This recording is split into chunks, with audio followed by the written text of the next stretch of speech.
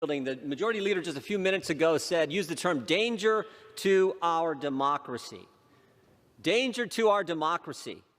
Think about this. Democrats have closed the Capitol, allowed proxy voting, kicked Republicans off committee, won't let Republicans serve on this select committee. First time in the history of the Congress, the minority leader was not allowed to put on a select committee the individuals he or she selected. First time in the history of our nation.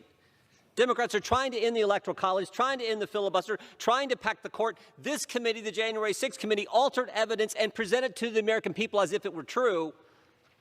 And they accuse us of being a danger to our democracy? Mr. Gates was right. We got a border that is complete chaos. We have $6 gas in California, $4 gas everywhere else in the country. We have crime at record levels in every major urban area in this nation. And we have an inflation problem that's at a 40-year high. And this committee has more contempt resolutions for a purely political reason. I think the whole committee is purely political, designed to do one thing: keep President Trump off the ballot in 2024. The gentlelady from Wyoming, in her opening comments, used the term false message. False, she used to say big lie, now I guess it's false message.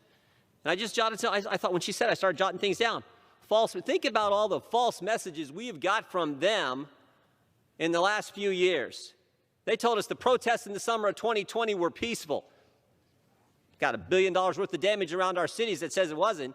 They told us the dossier was real. They told us it was Republicans who wanted to defund the police.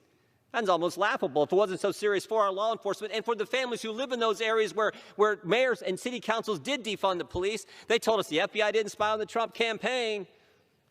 We know that wasn't true. We got Inspector General reports that tell us all kinds of things about what they did in front of the FISA court. They said Trump colluded with Russia. We got a Mueller report, 19 lawyers, 40 FBI agents, 30 million hard-earned American tax dollars in that report that said that false message was just that, false. They told us COVID didn't start in the lab. Sure looks like it did. They told us the lab wasn't doing gain-of-function research. Sure looks like it was. They told us the vaccinated can't get it. We know that's wrong. Every day there's a new announcement. A member of Congress is getting it. Fully vaccinated, boosted, everything else. They told us the vaccinated can't transmit it. They told us that was wrong. And you talk about the biggest false message that's just been confirmed in the last week, how false it was. The Hunter Biden laptop was Russian disinformation. The Hunter Biden laptop was Russian disinformation. October 22nd, 2020, 2 weeks before the election, candidate Biden, in a debate, is asked about his son's business dealings with foreign companies. He says, quote, nothing was unethical. He said, my son has not made money with business interests with companies with an interest in China. And we all know there are 4.8 million reasons why that statement was not accurate. And how do we know? Washington Post told us. Not me, not President Trump, not Republicans. The Washington Post told us last week. 2 stories last week, a week ago today. One at 11 a.m., one at 11:04 a.m. 2 8-page articles, 4 minutes apart, confirming what we knew, but what big media, big tech, Democrats colluded to keep from the American people just days before the most important election we have, the presidential election. Who's going to be our next commander-in-chief?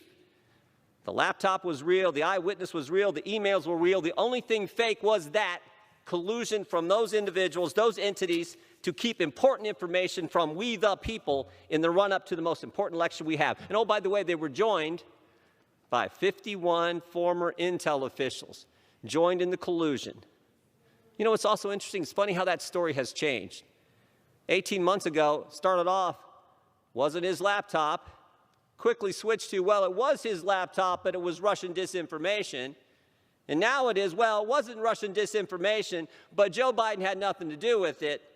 Now it was, well, Joe knew what was going on, but he wasn't really involved in anything wrong. Ron Klain told us that. Chief of Staff told us that Sunday. We need to be focused on the issues that the American people want us to focus on.